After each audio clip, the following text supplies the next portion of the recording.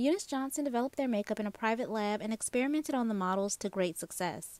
In 1969, the capsule collection was sold as a mail order package. The launching of Fashion Fair in 1973 changed the makeup game for black women by focusing on, for once, actually providing shades for their skin tones and not with the intention to bleach their skin. Their packaging was feminine, pink, and marketed in high-end department stores.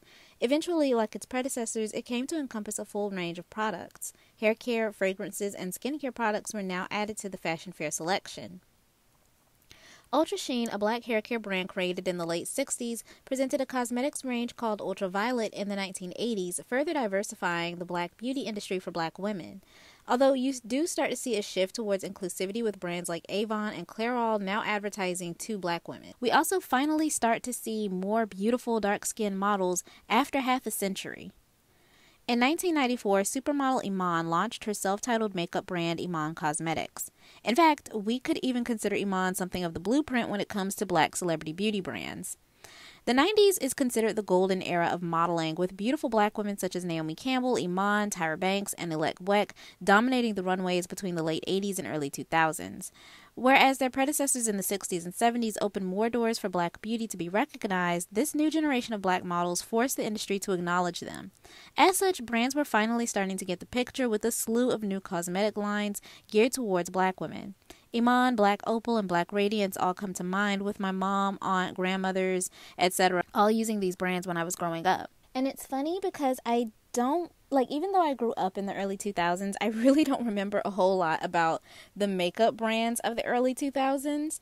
However, there were a lot of black created fashion and beauty brands of that era that came out, such as Baby Fat, Fat Farm, Apple Bottom, Echo. God, I could go on and on and on. Little Kim literally had a range of luxury wristwatches, and then there was another celebrity who she also had a range of perfumes at the time. But I don't know, it didn't feel like it was a lot about the makeup. The early 2000s to me didn't seem like it was much about makeup.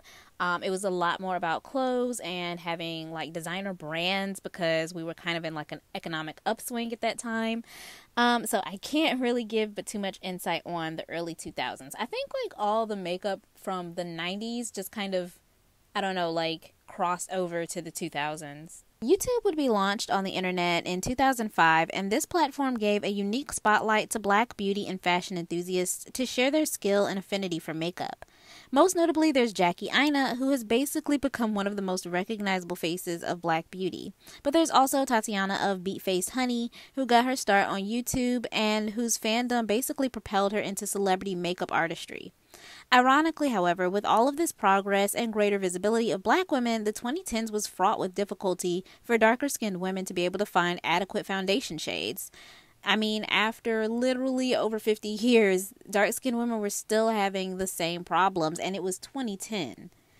Enter Fenty Beauty in 2017. Created by Rihanna, Fenty was launched with the intention of making women everywhere feel included, and iconically set the industry by storm by introducing its 40-range foundation shades. The power play. People lost their minds. As they should. The blockbuster success of Fenty Beauty finally, after over 100 years, woke the makeup industry up to the reality that black women are a viable and valuable market in the beauty industry. All of a sudden, you had brands like Maybelline, who had never created a shade darker than sand, suddenly coming out with foundations in dark chocolate dreamsicle. All of a sudden, every brand wanted to be all-inclusive, offering shades of the Elect Weck and Lupito Nyong'o variety. Yes, I saw y'all. We see you guys, and I'm exposing y'all right now. Because just one generation ago, Revlon did not want to touch anything darker than a paper bag. But I digress. Fenty Beauty is not only lauded for its diverse makeup range, but the quality of its products. There was no expense spared when it came to creating Fenty Beauty. This didn't feel like a cash grab to just quickly and cheaply take black women's money like makeup brands of yesteryear. This was by black women, for black women, with love, and it showed, making Fenty Beauty a cultural cornerstone in the black community, particularly for black women. Nowadays, you have black women taking matters into their own hands, and I think Fenty Beauty had a lot to do with empowering empowering so many black women into creating their own makeup lines. If you go on Instagram, you'll see no shortage of black-owned makeup brands, usually started by women who only have themselves and maybe a small team to make everything happen. Around the same time that Fenty Beauty was launched in 2017, the crayon case was also launched by Raynell Stewart. Its clever marketing was a nod to the self-taught generation of makeup artists like myself who probably had to learn painstakingly via grainy YouTube tutorials.